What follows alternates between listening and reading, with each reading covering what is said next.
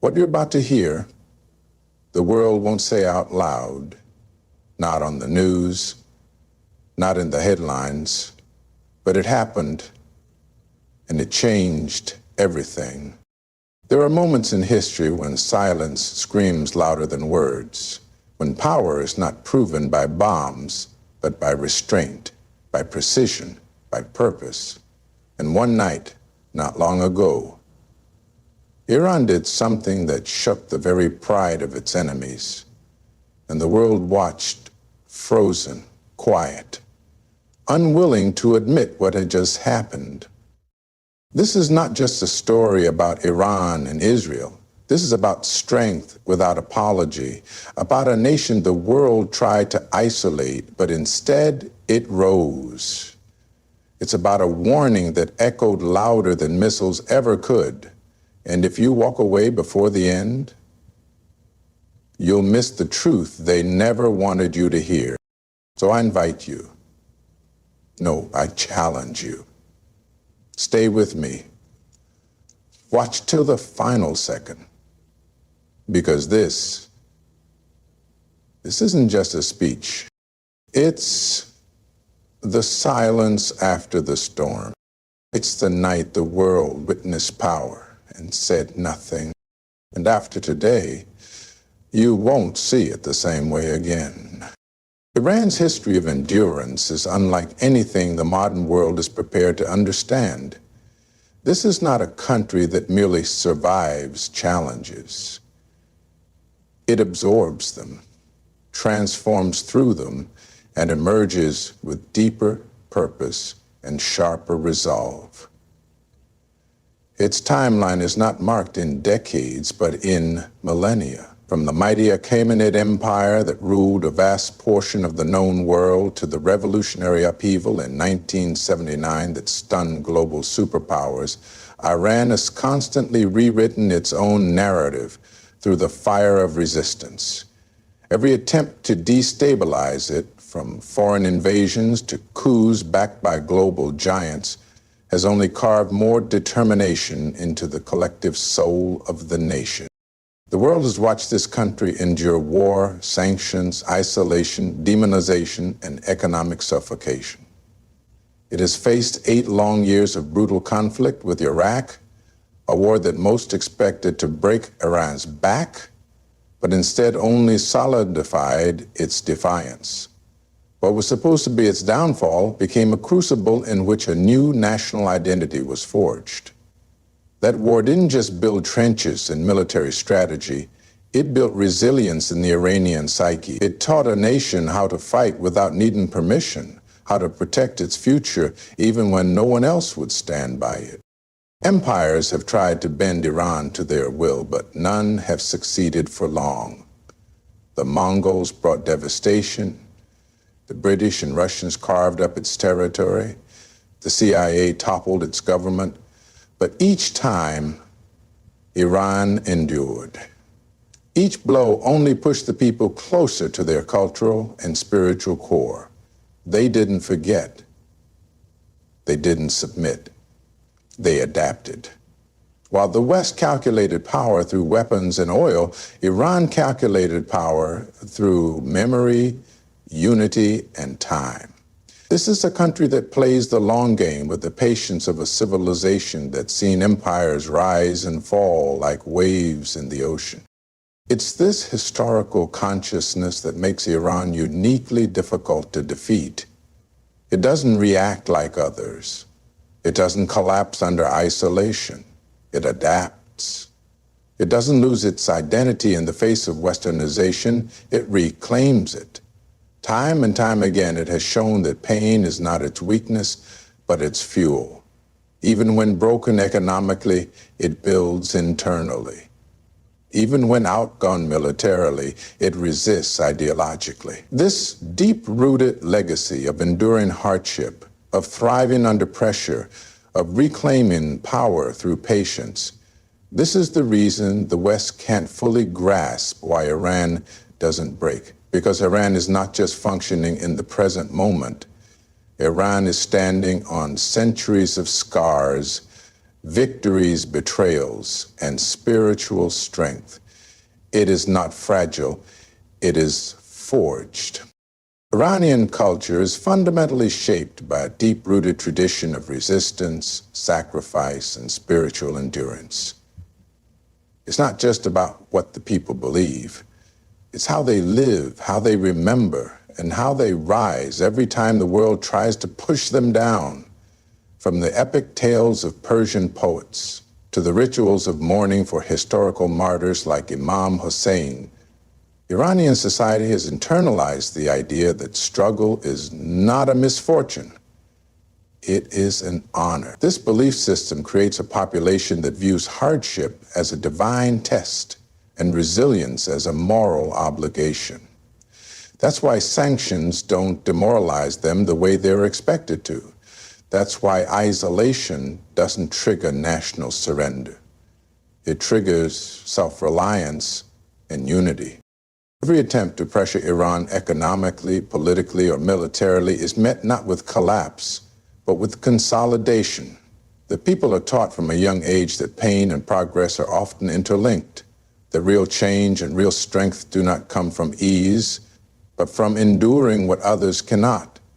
This mindset has been passed down for generations, from the battlefield of Karbala to the streets of Tehran. It's in the chants, the slogans, the songs of resistance, and the tears shed for lost lives that fuel a deeper purpose. Iranian culture doesn't shy away from grief or sacrifice. It embraces them as part of a sacred journey toward justice, freedom, and self-determination. The result is a nation that can absorb an immense amount of suffering without losing its sense of direction. And that unnerves global powers. Because how do you defeat a people who have normalized struggle?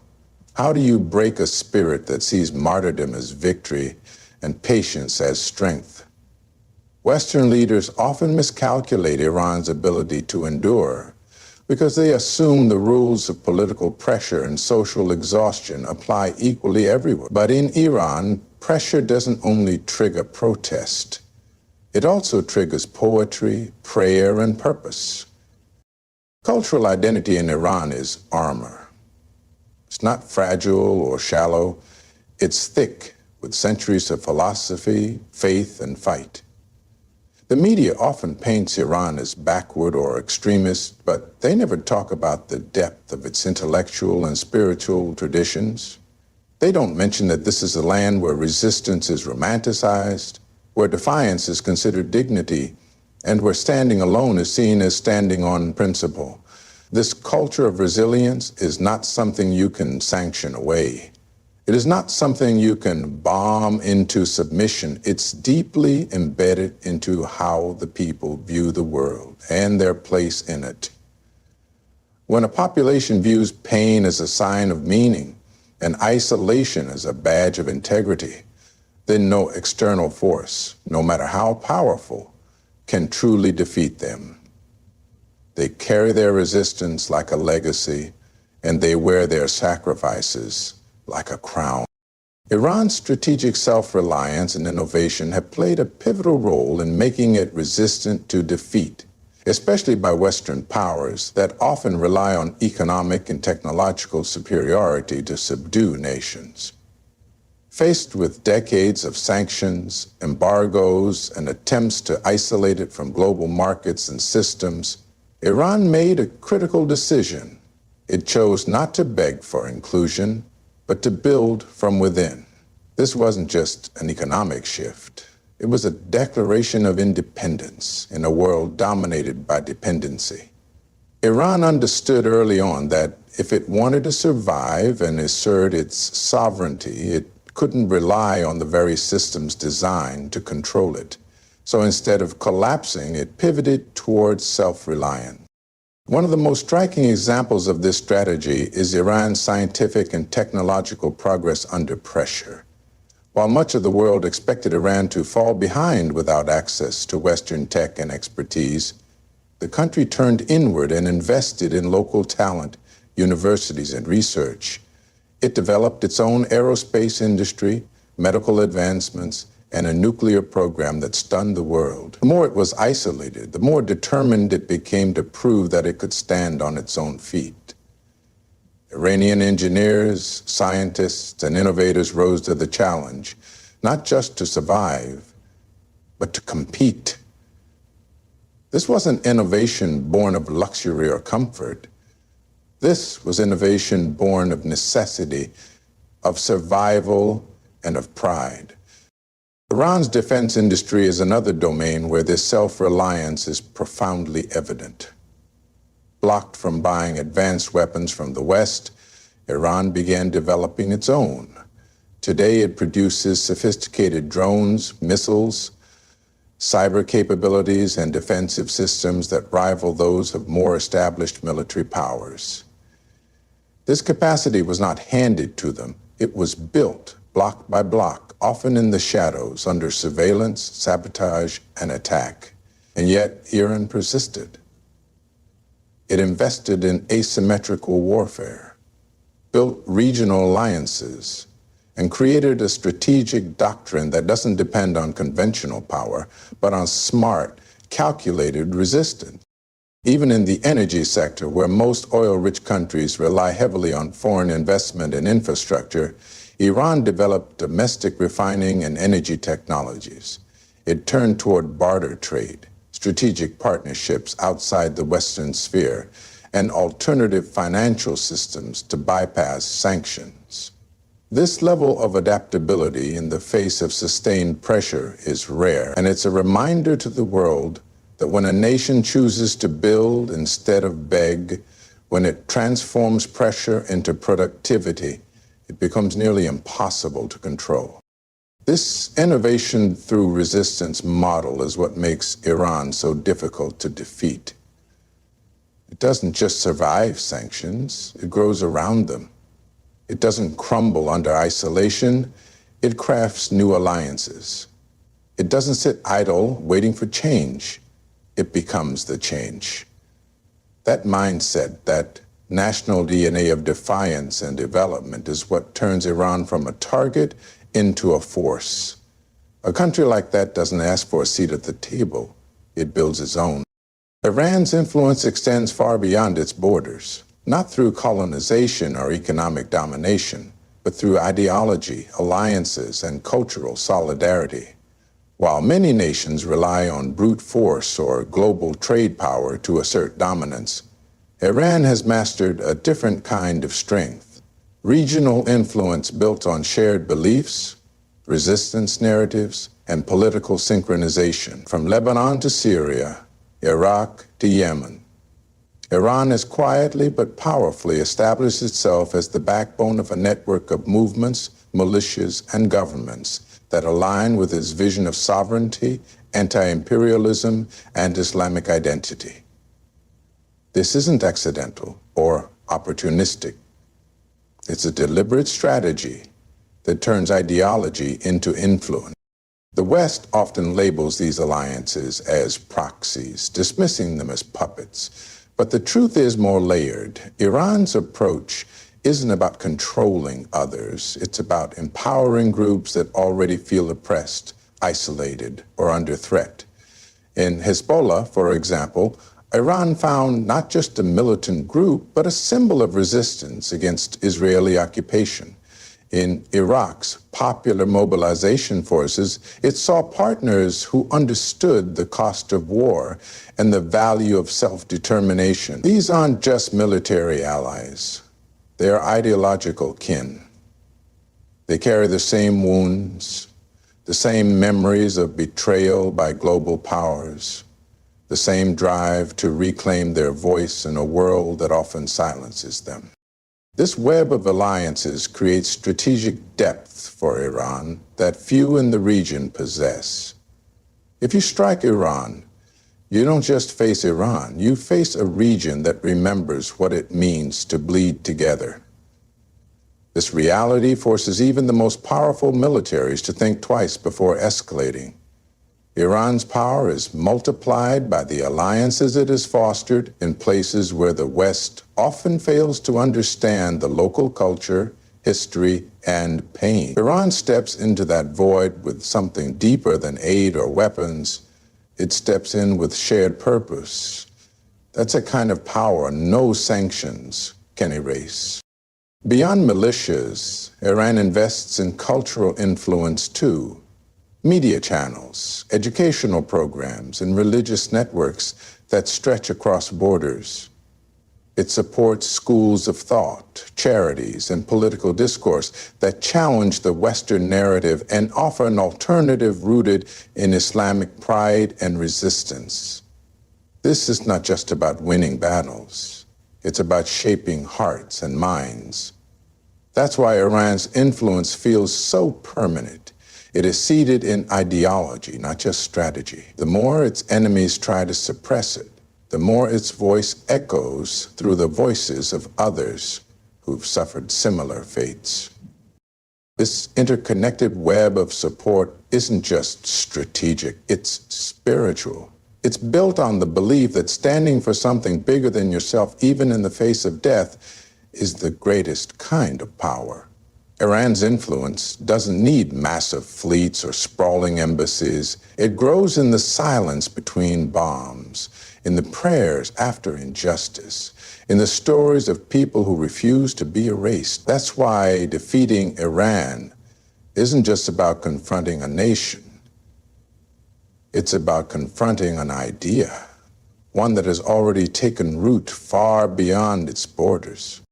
Iran's psychological warfare and its mastery of narrative control have become some of its most potent weapons in a world where perception often shapes reality more than physical action.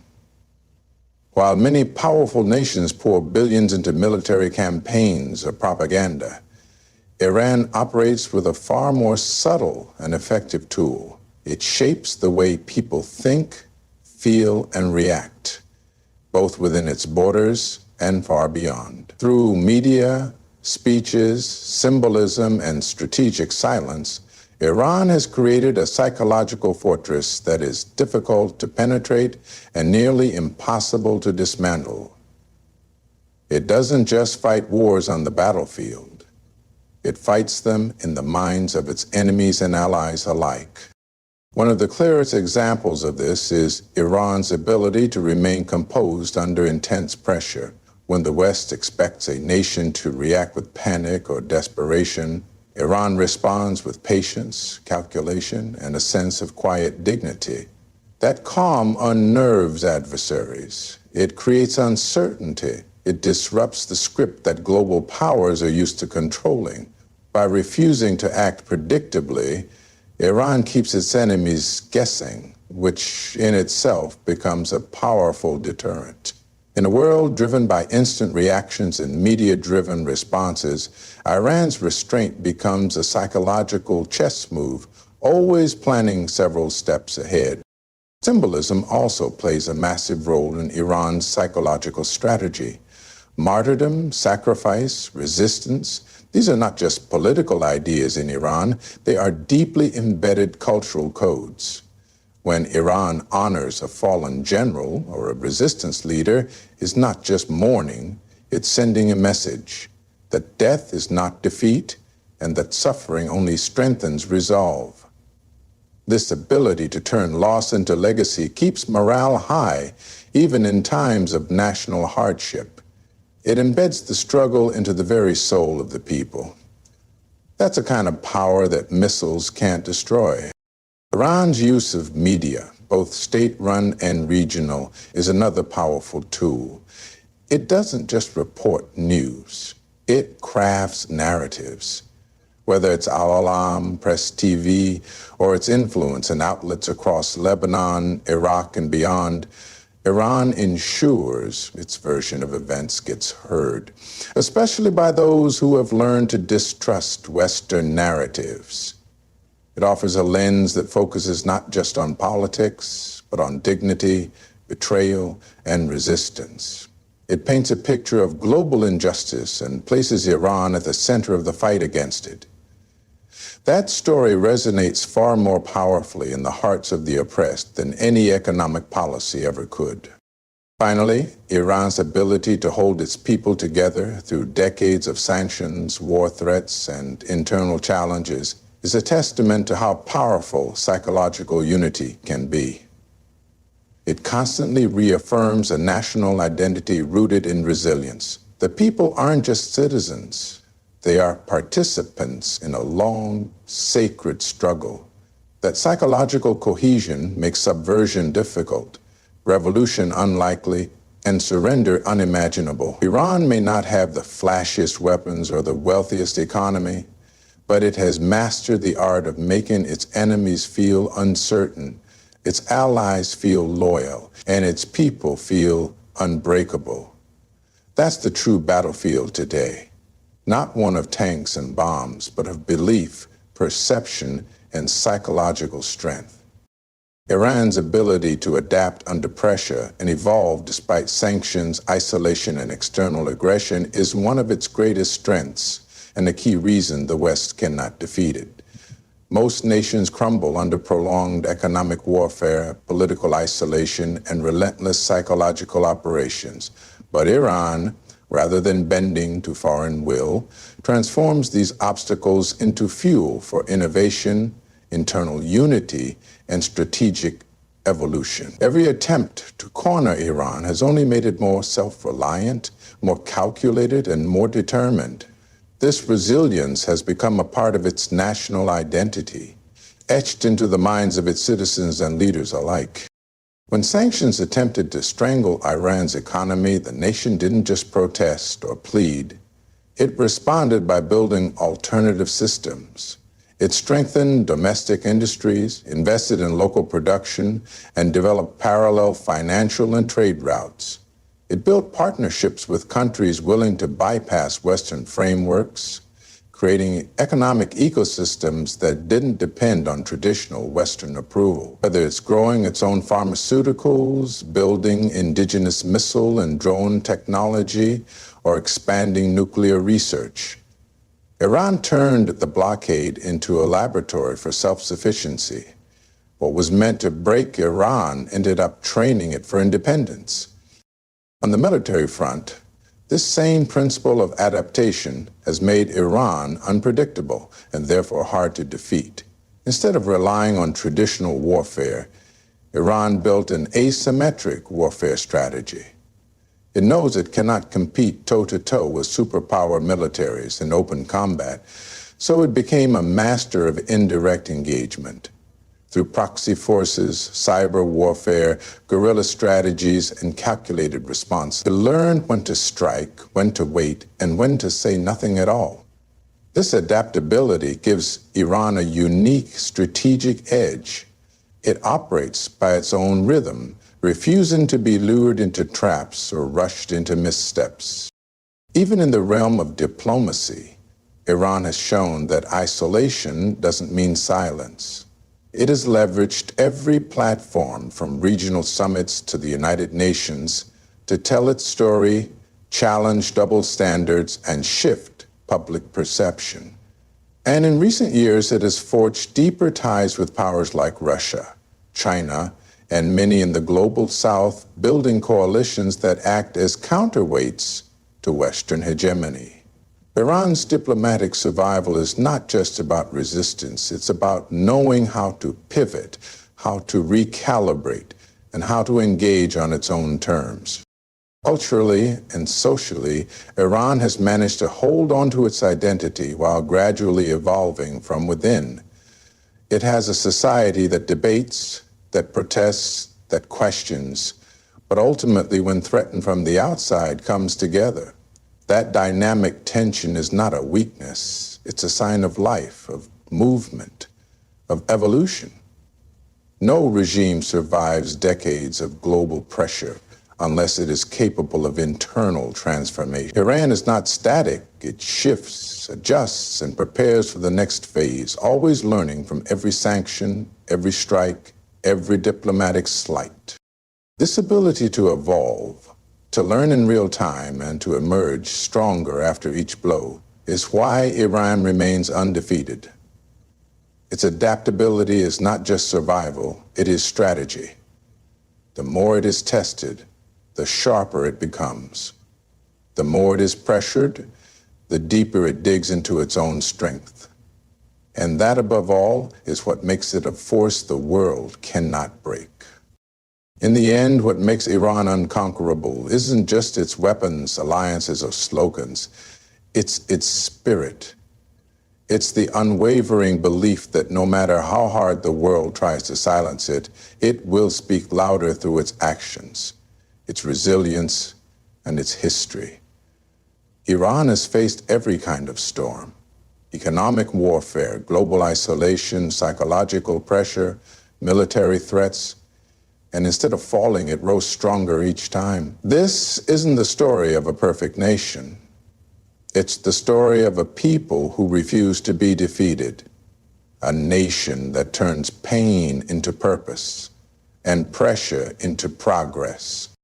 This speech wasn't about sides or politics. It was about recognizing strength where the world refuses to see it, the kind of strength that doesn't always make headlines, but leaves a mark history can't erase.